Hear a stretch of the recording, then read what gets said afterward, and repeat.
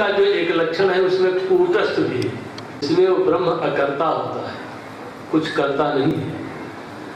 ब्रह्म की अपनी कोई इच्छा भी नहीं होती, उसको अनीह कहते हैं। एक अनीह है, अनाम अरूपा, उसका न रूप होता है न नाम होता है, न कोई इच्छा उसकी होती है। प्रभु श्री राम बिल्कुल चुपचाप बैठे, कुछ नहीं, कोई प्रतिक्रिया ही नहीं हो रही है। और तब तक मैं एक दिन संकेत कर चुका हूं कि धनुष टूटने का समय केवल धरती पर विश्वामित्र समय शुभ जानी, बोले अति स्नेह में राम भंजऊ भव चापा, नेत्रु तात जनक परिताप, वचन चरण सिर नावा, हर्ष साधन खजूर राम, हाड़ भरे उठ सहज सुभाए,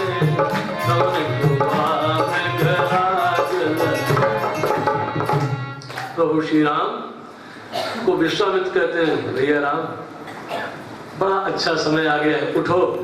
ये भगवान जैसे विश्वामित्र ने कहा तुरंत उठ के खड़े हो गए। एक बार भी नहीं कहा कि जब धनुष किसी से नहीं टूटा तो हमसे क्या टूटेगा, कुछ नहीं। गुरुदेव ने कहा है मुझे चल देना चाहिए। सहज भाव से प्रभु राम उठे और सहज ही चले सकल जोग स्वामी, सहज रूप से। और जितने लोग चलते थे परिकर बांध उठे कुलाई, वो अपनी शान बघारते हुए चलते थे। और राम भगवान सहज ही चले, स्वाभाविक रूप से उठे और चल पड़ी। पुर नर नारे पुलक पूरे तन भये सुखारे, बंदे पितर सुर सुकृत समारे, जो कछु पुण्य प्रभाव हमारे, तो शिव धनु मृणाल की नाई, तो रघु राम गणेश गोसाई। भगवान श्री राम जब अपने स्थान से धनुष की ओर चले तो प्रभु श्री राम ने बहुत ज्यादा स्तुति प्रार्थना किसी की नहीं की, चल पड़े बस। गुरुदेव ने कहा चलना चाहिए। और राम जी को धनुष की ओर जाते हुए देख के जितने पुरुष और जितनी नारियां जनकपुर की बैठी थी, वो छोटे बालक से लेकर के वयोवृद्ध तक सब एक स्वर से कहने लगे, प्रार्थना करने लगे, चलत राम लखीपुर नर नारे, पुलक पूरी तन भये सुखारे। सब हर्षित हो गए, पुलकित हो गए, रोमा रोमा उनका प्रसन्न हो गया और कहने लगे कि जो कछु पुण्य प्रभाव हमारे, बंदी पितर सुर सुकृत समारे। वो सब लोग अपने अपने इष्ट देवों को, अपने अपने पितरों को, अपने अपने पुण्यों को, अपने जितने शुभ कर्म थे सबको बार बार याद करने लगे और कहने लगे कि यदि हमने जीवन में कोई पुण्य किया है, कोई धर्म किया है, कोई तीर्थ व्रत किया है, हमारे इष्ट देव, हमारे पितर, हमारे देवता प्रसन्न होकर के कृपा करके ये वरदान दे, ये शिव धनुष राम के हाथों से टूट जाए। और लोग जब चलते थे तो चलने वाला तो प्रार्थना करता था कि शिव धनुष हमसे टूटे, बाकी लोग कहते थे इससे न टूटे। और राम जी चले थे, एक बार भी नहीं कहा कि हमसे टूटे। सब लोग एक स्वर से कहने लग जाए कि धनुष इनसे टूट जाए। मेरे पूज्यपाद गुरुदेव ने कभी एक छंद लिखा था कि जनकपुर के लोग कहने लगे, कछु दान दियो यदि विप्रन को, कहूं यदि तीर्थ जाय नहाए, जप जोग विराग किए कहूं, और संतन को किए संग सुहाए, कहूं निज मानस में हरि के पद पंकज प्रेम समेत बिठाए। उसका फल क्या चाहते हो? तौसीय राम को देखी विवाह, सबे निज कर्मन के फल पाए। वो सब कहने लगे कि हमने जो कुछ भी दान पुण्य किया है सबका एक फल चाहते हैं कि शिव धनुष राम के हाथों से टूट जाए और श्री सीताराम का मंगलमय विवाह संस्कार संपन्न हो जाए, ये भावना है। और तब तक राम भगवान पहुंच गए धनुष के पास। धनुष को देखा एक बार और देखने के बाद सोचा अब तो गुरुदेव उतनी दूर पर है, मैं यहाँ अब जाऊं चरण बंदन करने तो लोग कहेंगे कि जैसे सब हार गए थे वैसे भी हार करके लौट आए, धनुष इनके बस का नहीं है। और गुरुदेव को चरण बंदन करूं वहां जाके कि धनुष उठाऊं, क्या करना चाहिए? तो प्रभु श्री राम विचार करने लगे। गुरु ही प्रणाम मनई मन कीन्हा, मन मन में ही गुरुदेव को प्रणाम किया और प्रणाम करके विचार करने लगे। देखें बड़ी बड़ी मर्यादाएं लोग तोड़ डालते हैं, विचार नहीं करते। छोटा से अभी काम करना हो तो विचार करना चाहिए, सोचना चाहिए पहले करो कि न करो। भगवान राम ने एक बात नहीं कई चीजें सोची शिव धनुष को उठाने और तोड़ने से पहले। क्या सोचा? चाप के समीप गए कौशिला सुवन जब, तोरबे में कीन्यो है विचार बात चारी को। चार बातों पर विचार किया भगवान राम ने कि जो ना धन तोरो तो कुल में कलंक लागे। यदि मैं ही धनुष नहीं तोड़ता हूं तो रघुवंश खानदान भी कलंकित हो जाएगा कि अब कोई वीर नहीं रह गया। तो जो ना धनु तोरो तो कुल में कलंक लागे, और तोरो तो लोग कहें लोभ कियो नारी को। अगर तोड़ डालो तो लोग कहेंगे राम का भी कोई जीवन है, पत्नी पाने के लिए शंकर जी का धनुष ही तोड़ दिया। अब फिर राम जी ने सोचा कि क्या मेरा विवाह तभी होगा जब मैं शिव धनुष तोड़ूं? मैं रघुवंश का राजकुमार महाराज दशरथ का पुत्र, मेरा विवाह तब तक नहीं होगा जब तक मैं धनुष न तोड़ूंगा। क्षमा करना, हमारे में से क्या सबने धनुष ही तोड़ा है? हम लोगों का भी विवाह मानो नहीं तोड़ता मैं, तो क्या मेरा विवाह नहीं होगा? लेकिन राम भगवान सोचते हैं कि जो ना धन तोड़ो तो कुल में कलंक लागे, और तोड़ो तो लोग कहें लोभ कियो नारी को।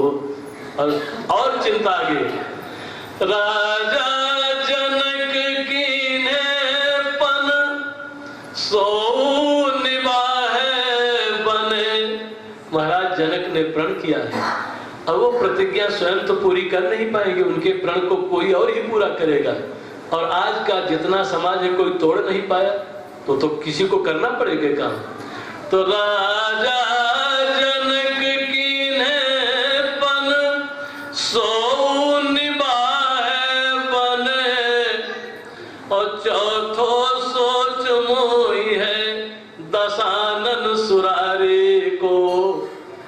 धनुष तोड़ूंगा, सीता को मार पाऊंगा, ते ही समय कृपा सिंधु खींचो करे रे हाथ, आतुर है तोरे धनु क्षण में त्रिपुरारी को। ले तो उठावत खींचत गाढ़े, ले तो उठावत खींचत गाढ़े, काकुन लखा देख गुरु ही प्रणाम मनहि मन कीन्हा,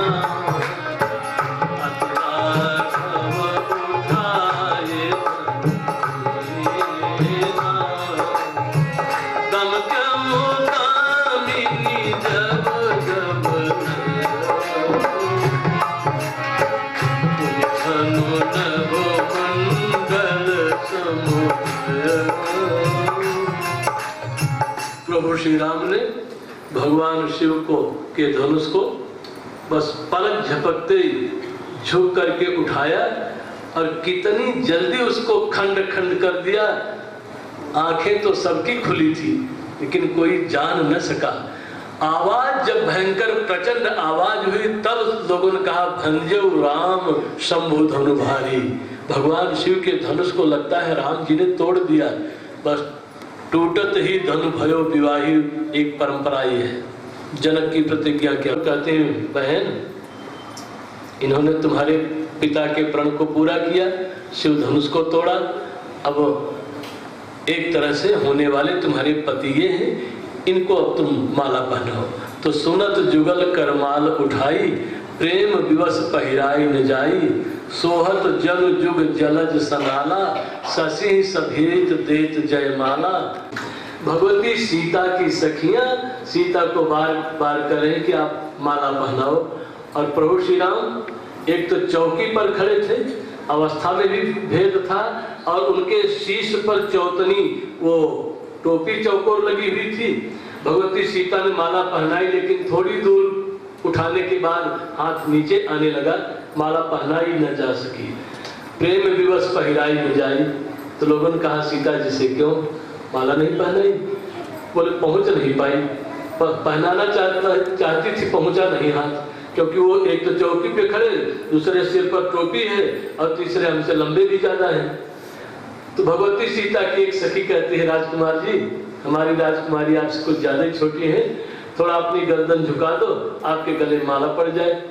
तो राम जी अभी कुछ बोले नहीं, तब तक लक्ष्मण पीछे से बोल पड़े, भैया एक प्रार्थना है। बोले क्या? बोले सिर मत झुकाना। राम जी ने कहा क्यों?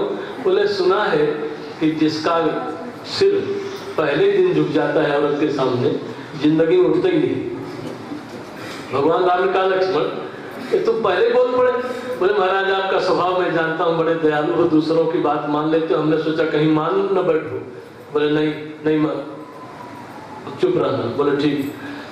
भगवान राम ने कहा देखो देवी, मैं रघुवंशी क्षत्रिय हूँ, किसी के सामने सिर झुकाना हमारे स्वभाव में नहीं होता।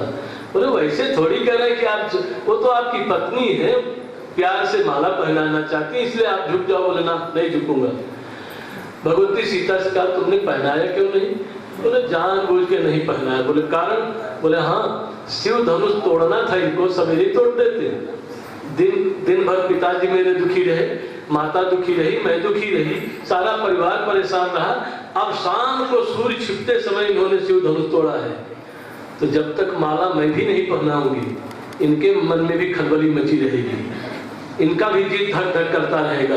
तो करने तो थोड़ी देर इनको भी मालूम पड़ेगा कि प्रतीक्षा की घड़ियां कितनी लंबी हो जाती है।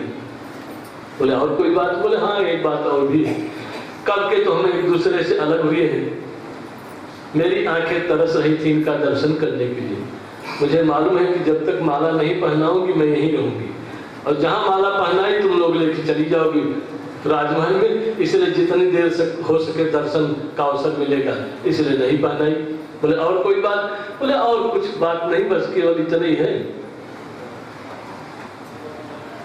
तो लक्ष्मण से किसी ने कहा महाराज ये माला नहीं पहन पा रहे हैं, सुना है आप शेषावतार हो। लक्ष्मण ने कहा सो तो हूं मैं। तो बोले सारी पृथ्वी का बोझ आपके सिर पर है, जरा था पृथ्वी को ऊपर कर दो तो मेरी राजकुमारी पहना देगी।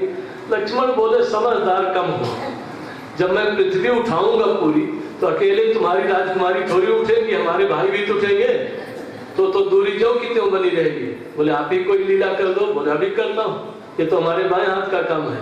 लक्ष्मण जी गए प्रभु श्री राम के चरणों पर जो साष्टांग प्रणाम करने लगे। भगवान राम ने कहा देखो लक्ष्मण गजब का आदमी है, हमको कहा सिर मत झुकाना ससुराल में, और अपने दंड प्रणाम कर रहा है। भगवान राम ने झुक करके उठाना चाहा लक्ष्मण को, तब तक वो जो सीता की सहेलियां थी उन्होंने ताली बजाई और माला भगवती सीता ने पहना दी। तो गाँव ही सभी और लोगों की सहेली सी जयमाल राम उर्मेली, एक विवाह ये भी हो गया। धनुष टूटते ही एक हुआ, एक माला पहनने पर हो गया। अब तीसरी परंपरा में महात्मा विश्वामित्र के पास आके जनक जी कहते हैं गुरुदेव मोहि कृत कृत्य कीन दो भाई। गुरुदेव ये दोनों भाइयों ने मुझे कृतार्थ कर दिया। ये गोसाई गुरुदेव अब उचित क्या है वो आप कहिए। विश्वामित्र ने कहा जनक तुम्हारा प्रण था जो शिव धनुष तोड़ देगा, सीता का विवाह उसके साथ करोगे, अब क्या मुझसे पूछ रहे हो गया टूटत ही धनु भय विवाह, सुर नर नाग विदित सबका हो। बोले महाराज फिर भी आप बताओ क्या करें। बोले जाओ अपने खानदान के भयो, बोले गुरुदेव वो तो मैं अपने कुल पुरोहित महाराज सतानंद से पूछूंगा और अपने खानदान के वयोवृद्ध लोगों से भी आदेश ले लूंगा कि आपकी रुचि क्या है, आपकी इच्छा क्या है। विश्वामित्र ने कहा हाँ अगर मेरी रुचि जानना चाहते हो देखो श्री राम के विवाह का लाभ है। विश्वामित्र स्वयं कहते हैं कि दूत अवधपुर पठो जाए, अब तुम अपने यहाँ से दूत भेजो अयोध्या